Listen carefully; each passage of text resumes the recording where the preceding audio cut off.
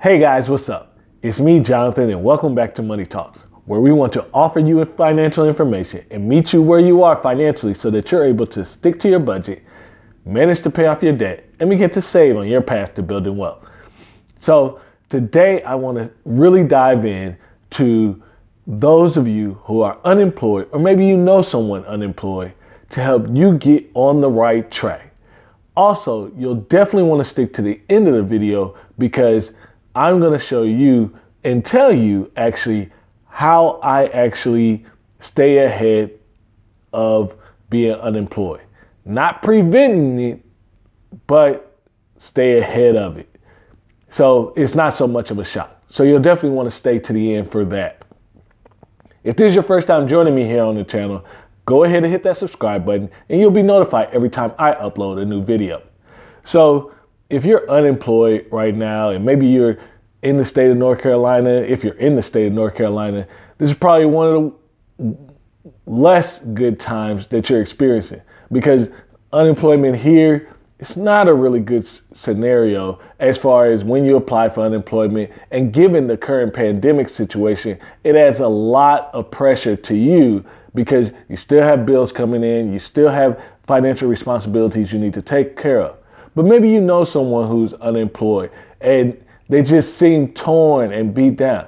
Well, the fact is, it's not a good feeling. And it's really hard to actually go get a job when you don't have one. So I want to let you know how you can actually move yourself forward, get some progress, and what are sensible things you need to think about as you start to go into your next career. Now, most often what people do in this current economy is once they're unemployed, they really think, hey, this is the greatest time and greatest opportunity for me and blessing of time that I've gotten so that I can shift my life. And they're correct. But those individuals are usually talking about, hey, it's time for me to really do this business venture. And in some cases, that may be true. But in an overall sense, you actually have to look at your scenario because building a business, number one, is very hard. Number two, it takes a lot more than just you doing the actual business. You have to market your business. You have to build your brand. You have to really start from the ground up. So you're doing sales, you're doing human resources, you're doing training, you're doing operations, you're doing so many different aspects. And that's great if you look at this opportunity and say, hey, I'm going to dive deep into this business venture. The thing I would caution you about is really evaluate your situation as far as what's a business venture going to do. And the reason why I say this is because so often many small businesses actually fail within the first 1 to 2 years. So you want to be cognizant of the fact of why are they failing? Well, they're usually often failing because of the financials, because of there wasn't a really strong strategic plan in how they grow. But oftentimes the financials means they took on debt. And that's what I mean. If you're out of work right now and you're looking to, hey, I want to start this business, really look at the cost that's going to ensue. Because right now, if you're out of work and you have financial priorities, meaning you don't have an emergency fund, you have bills coming in, you have kids to feed or a spouse to take care of, car notes, credit card bills, all those different things. Well, I do agree with you. You want to set aside a little time of your schedule to try to start building your business because it's another stream of income. But you need to focus on solving the immediate problem that's in front of you. And that is really getting back to work. The second thing I would say is, while it doesn't seem like this is the greatest opportunity to look for work, I want to tell you it actually is the best opportunity to look for work. Number one, there are many, many different jobs out there, and people are still finding ways to pivot their business and move forward. Because just like you're experiencing an unprecedented amount of change, so are these corporations. So are these corporations understanding that they need to pivot. They need to change things in their operations. So that means they need more individuals with different skills. They need new skills. New jobs are popping up. But they also need to backfill, because the fact is, even if our country were to fully open, the human side really kicks in. Meaning there are some people who won't mind getting back to work and things of that nature. But then there are some people who they actually are going to take their time getting back because of the caution, because of their own individual preferences. And the fact is, those individuals, those are jobs that are opening. Those are opportunities for someone like yourself that's looking to actually be able to step in. Well, what about the requirements and things of that nature? Well, in a job market right now, it's more about who can we get to fill the seat? Who can we actually get to fill the seat? And that's what I want you to really look at. So I really want to help you understand how a job gets filled. What are really the goals of the person on the other side of things that are looking? So number one, most people are trying to fill a job within a 7-week time frame. That's why when you think about, hey, if you start the month talking and having conversations in the first week of the month, usually you'll have some response by the end of 30 days throughout that process, or sooner.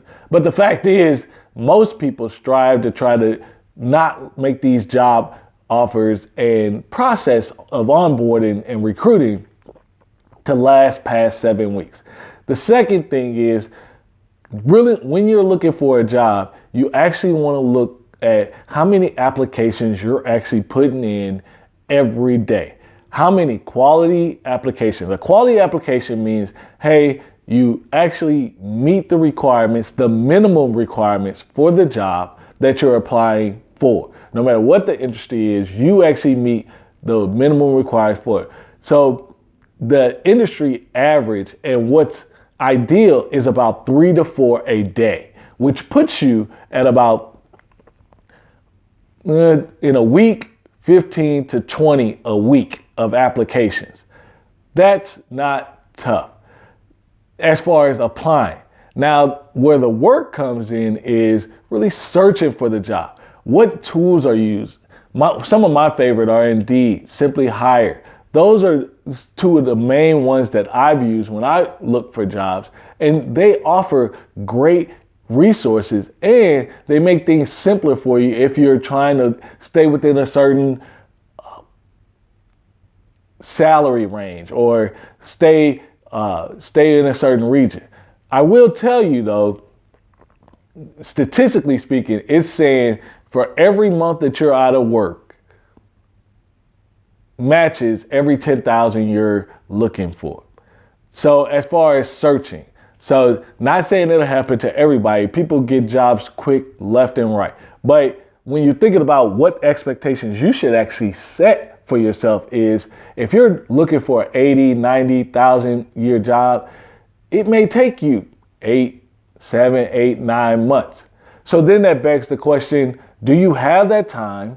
Do you have an emergency fund? Will your bills be taken care of for that time? And if not, maybe you need to lower the bar so that you can help stair step your way back to where you want to be. And then lastly, how soon do you want to get the job? Depends mostly on the criteria you're putting on yourself. Meaning, are you trying to stay in one particular sector? Are you trying to stay in one particular state? I think the sector not as bad, but when you think about the state, you're only going to have so many options in your particular state. So when you're talking about, I want you to give your best effort to looking for a job, I want you to give your best effort to move forward by staying and looking only within your state, your region, your city, whatever the case may be.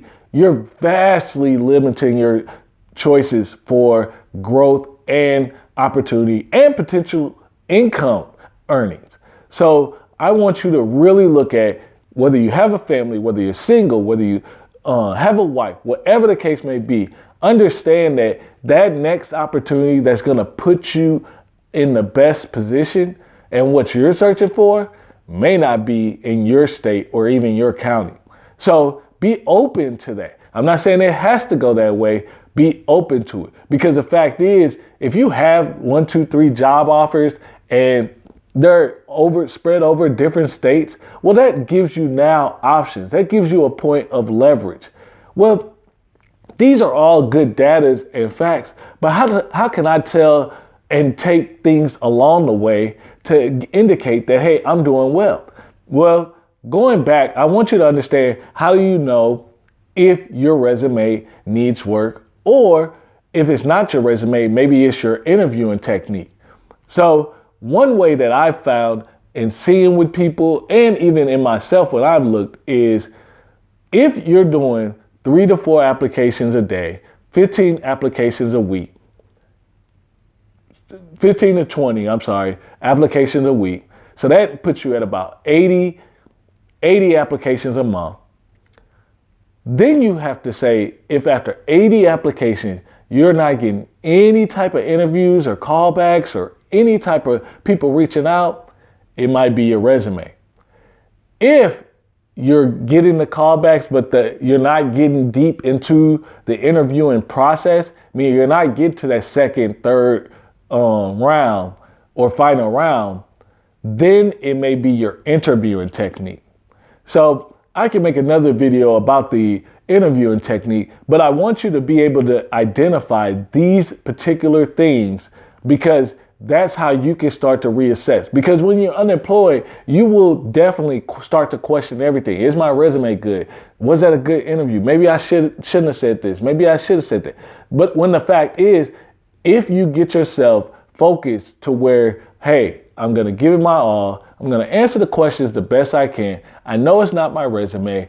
I know the interviews were going well because I got to the end in the final round. Well, I just couldn't close the deal, or maybe it just wasn't a good fit for where you need to be. But regardless, if you're interviewing and if you're getting your resume getting noticed, then that puts you in a space where it's all these interviews, all these conversations are really just practice for when you finally line up with that opportunity.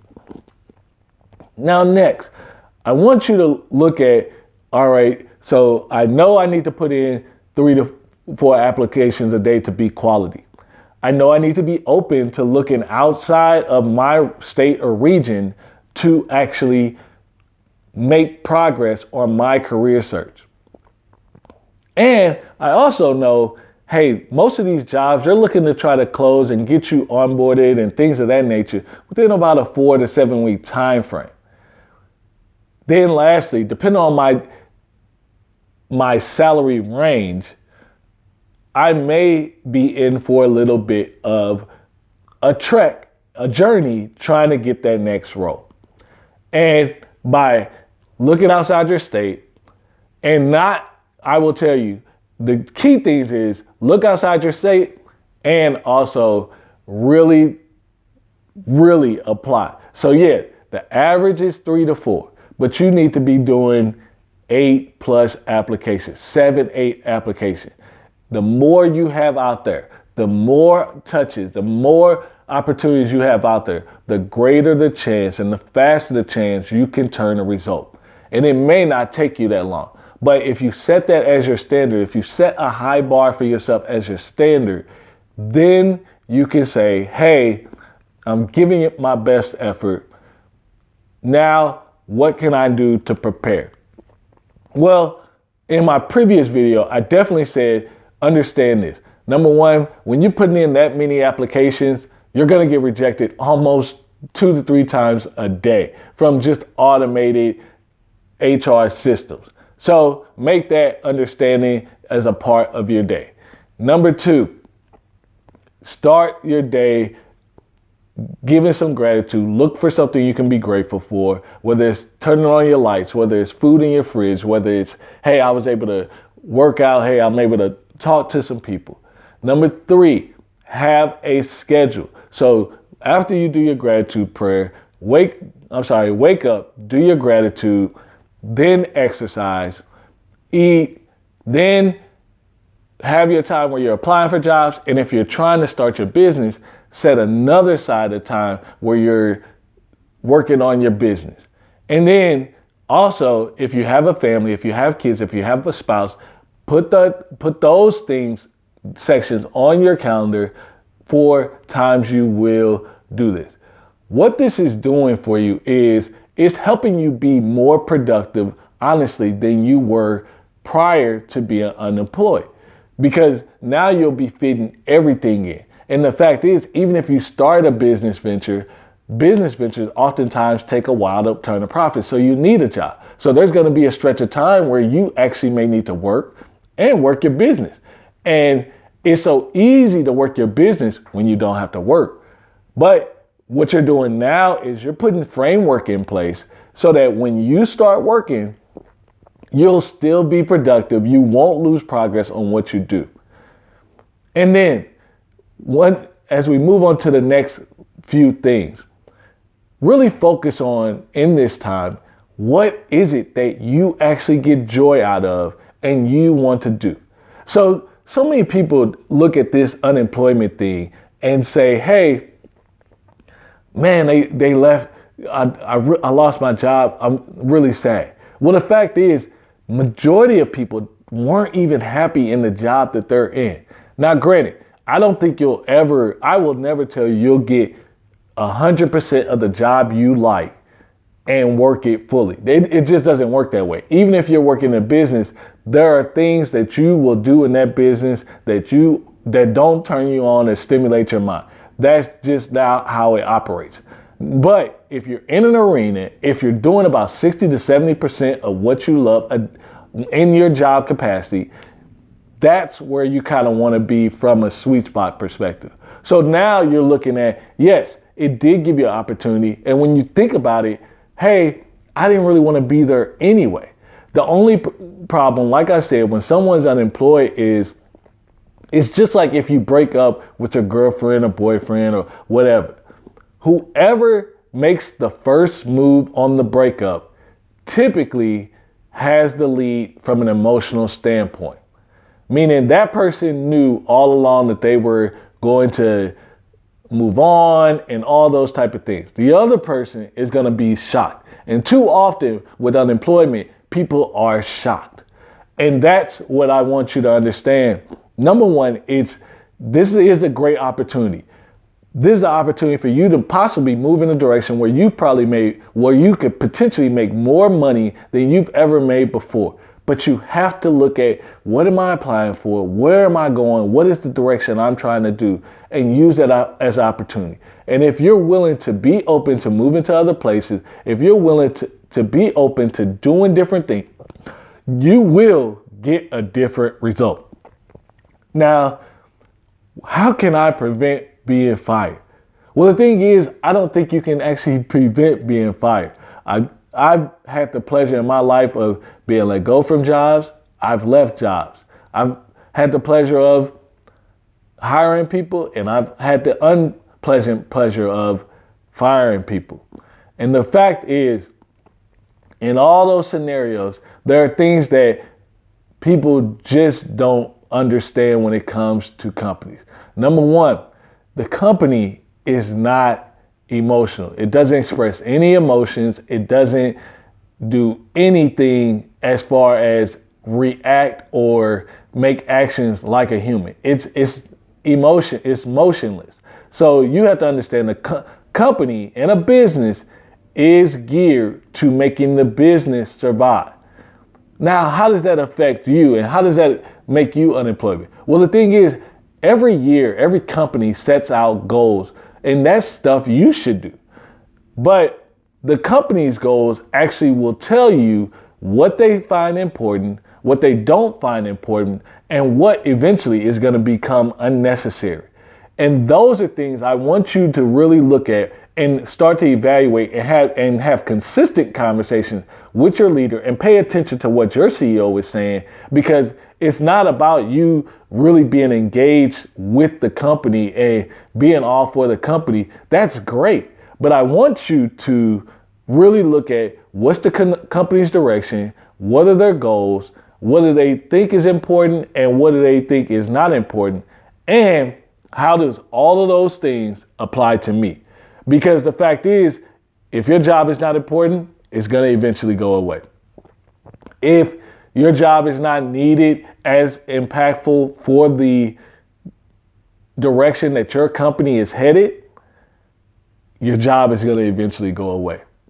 So it's really important for you to understand how that information translates to you. And oftentimes your leader can't articulate it well for you to really understand. You have to kind of do some research and look at it for yourself. Because if you follow me and follow my videos, you have to be in charge of you. You have to be in charge of, hey, my career progression, my business progression, my wealth creation progression. It's all on you. And if you don't make it important, nobody else will.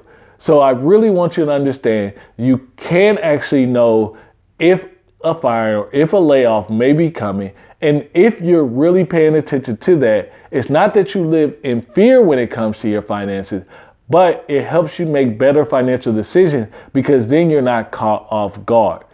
I've gotten to the point where if I'm at a job, I can forecast if I'm going to be probably leaving a job, if a job is probably looking to get rid of me, and if I was unemployed, that I'm likely going to get a job offer.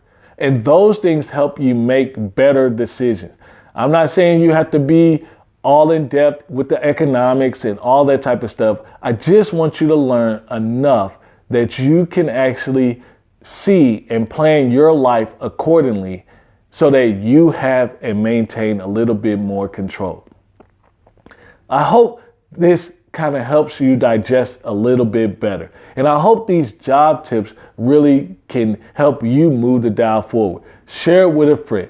In this current economy, this is a time for you to shift. You're always going to have to change. You're always going to have to do something different. No matter what, if you're doing your own business, you especially have to do something different because you have to keep up with the changes in consumer behavior, the changes in consumer needs, what the consumer is saying they think is important. So I want you to do that with your career, with yourself. You may have changed. Maybe the job didn't change. Maybe you changed. Maybe before it was okay, you had a kid and all those type of things, and you were okay working 8 to 4:30 or 6 to 2 or whatever the case. But now maybe you're saying, hey, I really would like that more flexibility in my time. I would really like more time where I can spend the self. Maybe I want to work from home, or maybe I want to be able to travel when I work. Whatever the case may be, you can actually go get those things. But it does take work. And I don't want to leave this opportunity and talk through this video without talking about the most important learning that I will see and I have seen and experienced myself through unemployment. Understand that no matter how structured you are, no matter how much of a good plan you're doing, how much of a good effort you're doing, there will come a time throughout unemployment where you're actually feeling depressed and down. And I will say, when that happens, take a couple of days, rest, get your mind off things, talk to friends, engage in other things, feel your feelings. Then, after a couple of days, get right back to your plan. It's okay because you're human, and that's part of being human. And I don't want you to ever discredit the fact that, hey, that will come on, because unemployment brings lessens your confidence. It makes you really uneasy about the unknown, not knowing which direction you're going to go. But then it takes you even a step further, and those things hinder when you do get the opportunity to have a conversation. It makes you start to overthink and overanalyze, and you can't get yourself usually in a calm state. So by doing the exercise, by being grateful for what you have, that helps combat the depression, but it's not going to defeat it because it will come. And it's important that you understand how to work through those things. I hope this video was helpful for you. Again, if you know someone that's unemployed, or if you're unemployed yourself, you guys can do it. These are things you need to do. And again, if you check out my channel, I have a video where I have a person who works with resumes, who's willing to do a free consultation with you to help you get those directions. There are resources. If you haven't had a chance Check out the Money Talks Facebook group. Like us on at J Thomas Solution on Instagram. Like this video if you like it. Go ahead and subscribe to the channel if you haven't subscribed. And I can't wait to see you guys in the next video.